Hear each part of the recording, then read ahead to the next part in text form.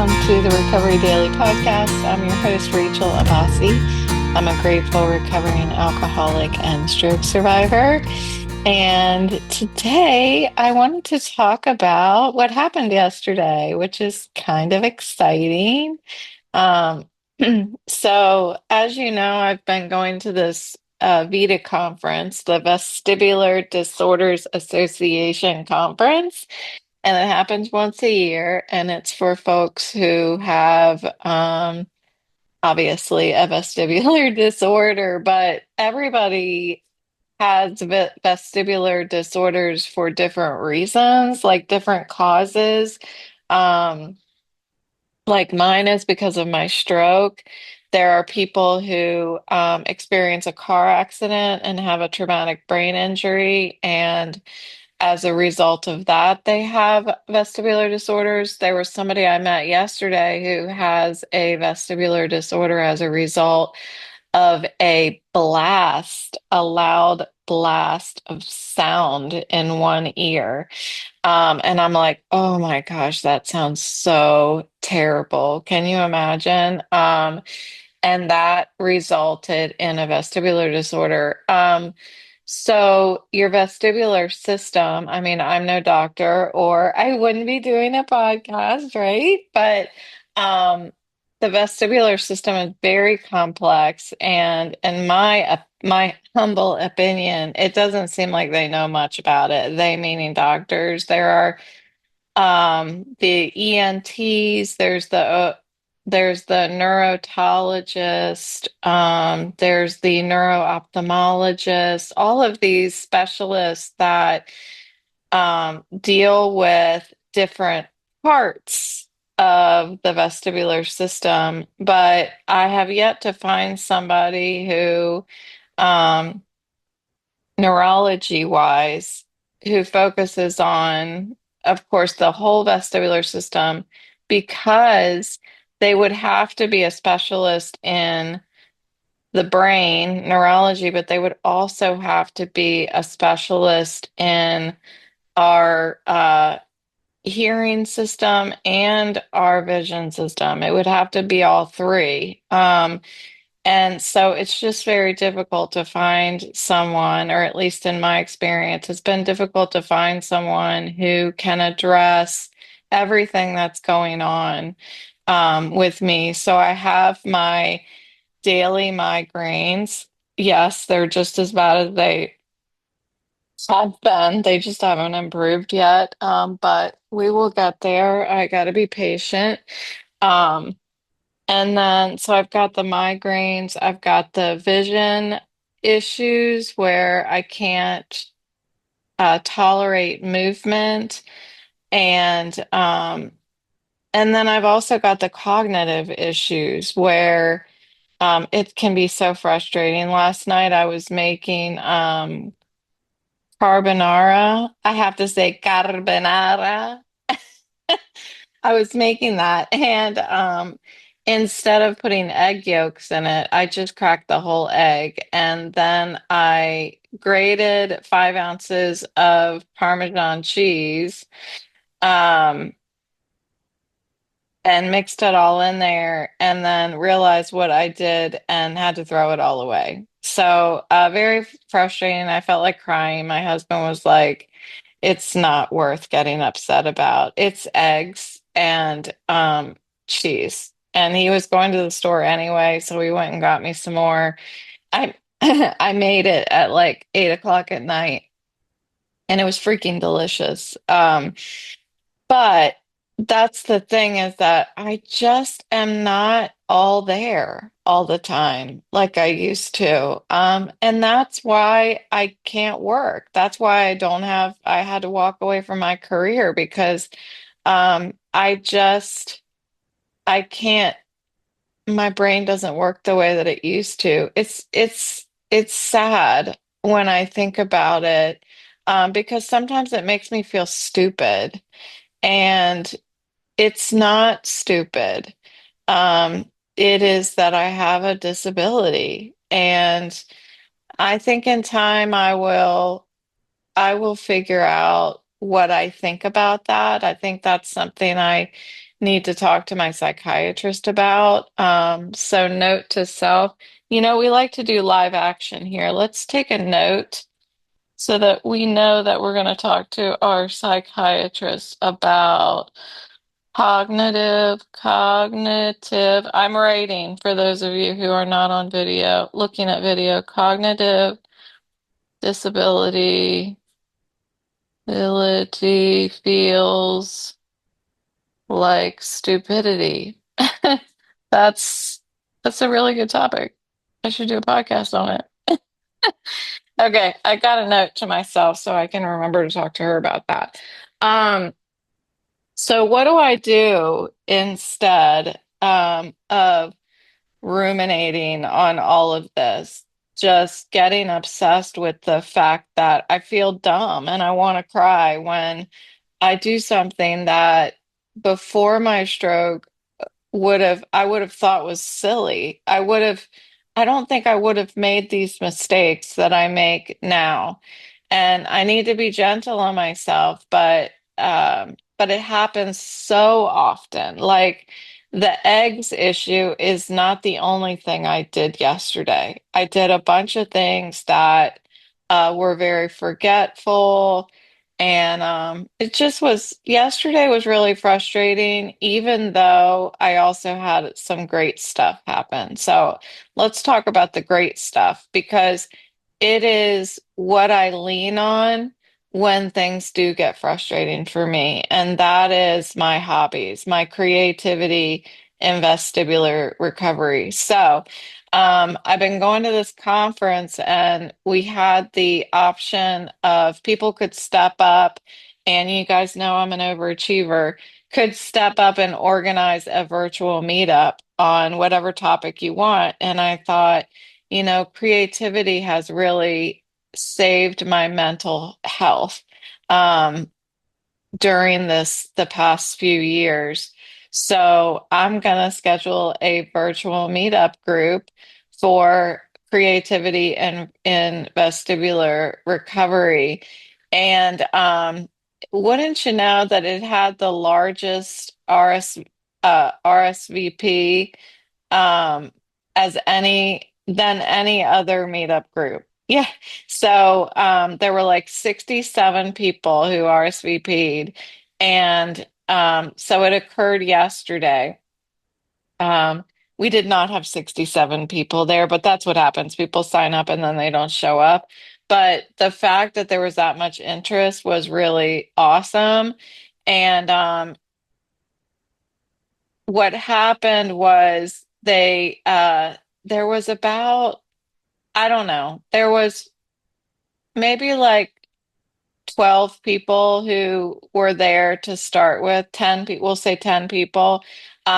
People were coming in and out for the whole hour, and that was really cool.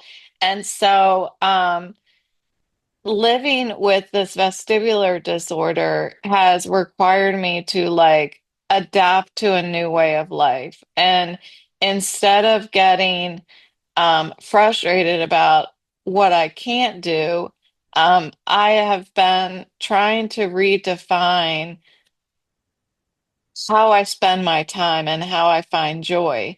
So, because I'm medically retired due to my condition, I was left searching for purpose, and fulfillment in ways that will accommodate my symptoms.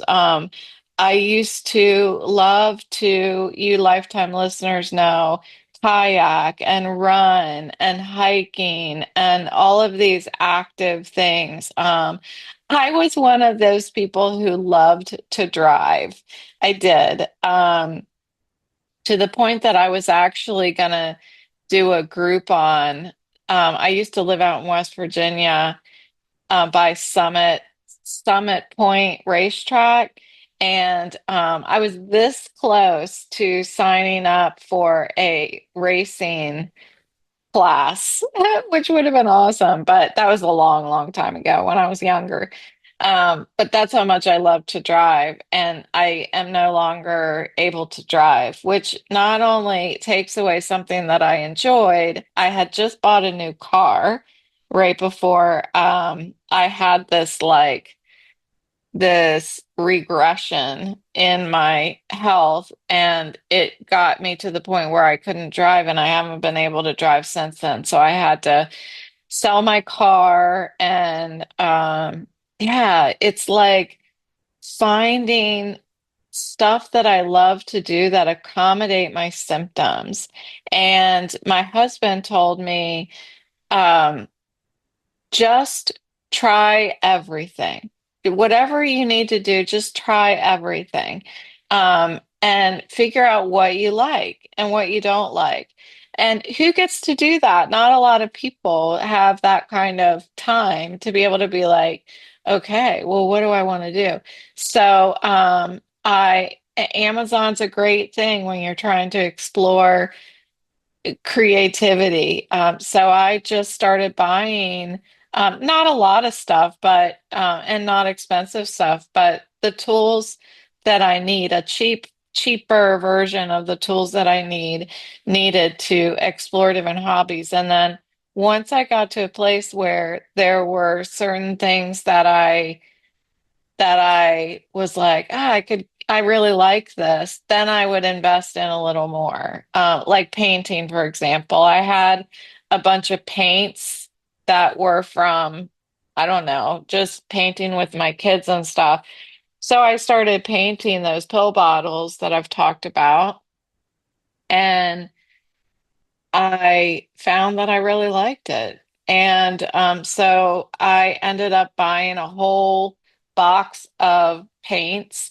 And I recently, like last week, just ordered a package of canvases. So the painting thing, I've been enjoying that. Jewelry making, that's something where I just purchased like a little affordable tool set for making jewelry to see if I like it. And I do like it. It's something that I need to learn about, just like painting. I didn't just start painting the pill bottles. I actually went on to LinkedIn Learning and listened to a class about how do you paint, and gave me some tips on how to do that. And so I continue to explore my creativity. I came from a background of, honestly, it's kind of funny. I went to school for math. I got a degree in pure mathematics, and then ended up, I was an analyst for a while in the airline industry, and then I became a uh, marketing director.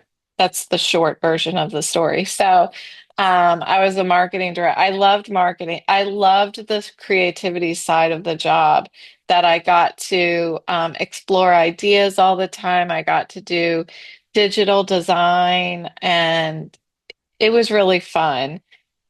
So creativity in vestibular recovery has been an incredible tool for me to really to meditate. That's what it feels like to me, is I get to go to a place where everything is just okay. Like I was talking to this virtual group yesterday. um, I said, you don't have to be an artist to explore creativity. Creativity or art is not about what it looks like when you're done. It's what you feel like while you're doing it. And that's what I've been exploring when my husband said try everything. It's not like which things look the best when I'm done. It's which projects feel the best while I'm working on them. And um and it's really worked for me. Last night when I messed up the carbonara, I my husband went to the store. I went upstairs and finished sewing a purse that I made out of an old pleather jacket. It turned out honestly, it's really good. It looks like I bought it at a store. But what I felt like on the inside was I felt really irritated that my pleather jacket was disintegrating. It was pleather. And to be able to turn that into something really cool, like uplifted me and got me really excited. And it turned my entire mood around when I was able to put those finishing touches on that purse yesterday while my husband went to the store to replace the eggs and the cheese that I had messed up in the recipe.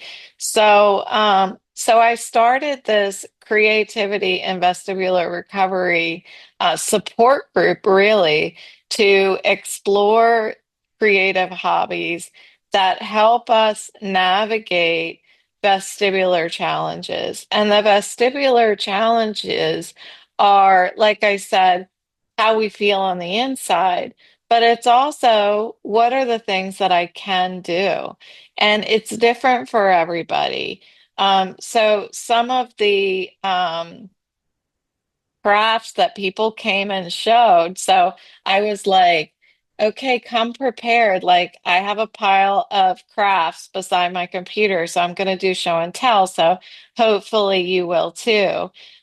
So any craft, any creativity is welcome. Painting, sewing, jewelry making. I showed off my stone bowls that I make with rocks I found around the neighborhood.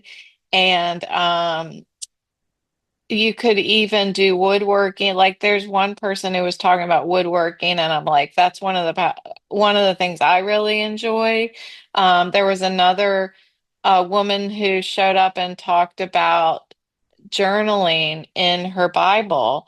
And it sounds like she draws pictures and stuff, and it's very expressive, like being able to read the Bible and then use creativity um, to, to, what's the word on, like marinate on it and express how it makes you feel, how that verse makes you feel. Um, and then music is another alternative. We didn't have anybody show up with music, but that would be cool if somebody serenaded us, showed up and serenaded us. And so any activity that brings you joy. Um, we shared a lot about what worked for us, what doesn't work for us. I talked about how I tend to gravitate towards small tasks. So things that require my eyes to not move around. That's why the pill bottles work really well for me because they're so tiny. I also got some tiny little canvases. So jewelry making. In the beginning of my vestibular disorder, focusing on small things was more difficult. There are still times like I still have my crocheting project here beside me. I've had to take a break from it because it's been triggering my migraine a lot. So I've really just put it aside for now. And I think that that's totally acceptable too. You know, there are going to be ups and downs in vestibular recovery. So there might be something that works this month, but it doesn't work the following month, and you need to take a break. Um, I also showed off my terrariums. I talked to them about how gardening is one of my passions. And since it's difficult to go outside with the sun and the movement and all that stuff, that I thought, how can I garden inside? And I tried to make terrariums and unsuccessfully at first, but now it's going pretty good. I would like to figure out how to get little tiny flowers in my terrarium, so we'll see. But we talked about learning how to adapt to our passions. We talked about developing passions and fitting those all into our limitations. So I asked everybody, do you have a project? And there was such a great response for show and tell. So we had a space for us to exchange ideas, and we were all inspiring each other and create and discovering new ways to be creative. Like there was a woman who talked about beads that were her mother's, and her mother had passed a couple years prior, and she said that she made butterflies and she would string beads onto the antennas of the butterflies. So, and then she would frame them in a shadow box. So, super cool. Like these are amazing ideas. I have a ton of beads because my sister has been um, going to auction out where she lives and auctioning, bidding on jewel boxes that have old jewelry in them. And then it's like $10 for a gigantic box of jewelry that I can be creative with and either fix the jewelry that's damaged or turn what I've really been liking to do is turn necklaces into bracelets, cleaning them up, maybe redesigning them a little bit, and that's been fun. So she gave me some ideas for using some of the beads that I have left over from a lot of the jewelry that my sister has been so nice to bring to me. So, creativity has been a way that has helped me to thrive in this really difficult time and honestly quite discouraging time. And so whether you are an artist or you're just willing to explore what's possible, it's a really exciting way to connect with people. And it was just an hour, and we were able to fit in quite a few people that showed off their artwork. So it's pretty exciting. And as a result, I have filled out an application to make it a reoccurring thing. So it's going to be called Creativity in Vestibular Recovery. And I just want to provide a little side note here. So um, there are people who suffer from vestibular migraines. There are people who suffer from migraines and don't know if they are vestibular migraines. Personally, I don't care if it's a vestibular migraine or a migraine. If you do suffer from migraines, I want to open it up to you. I want to open up this group to anybody who has some sort of balance disorder or visual disability because I think that we can all relate to each other. So anyway, I have already scheduled the next one, which is going to be on April 3rd. And I'll put the information in the description for this episode. So if you're interested in joining, you're welcome to come. It'll be fun. All you got to do is either listen, or if you have a project you want to share with everybody, the floor will be open to share our special projects that make us happy. So that's what I've got for you today. That's pretty exciting. Um, in other news, my brother is coming to visit today, my brother and his wife. and my sister and my mom, and I'm going to be making a seafood saffron bechamel. So I gotta go get started. It's only 8:30 in the morning, but I need to leave myself enough time, especially because I don't feel good. Yeah, I know, I should be ordering food. But I'm gonna make it. I only get to see my brother like once or twice a year. So that's what I'm gonna do, I think.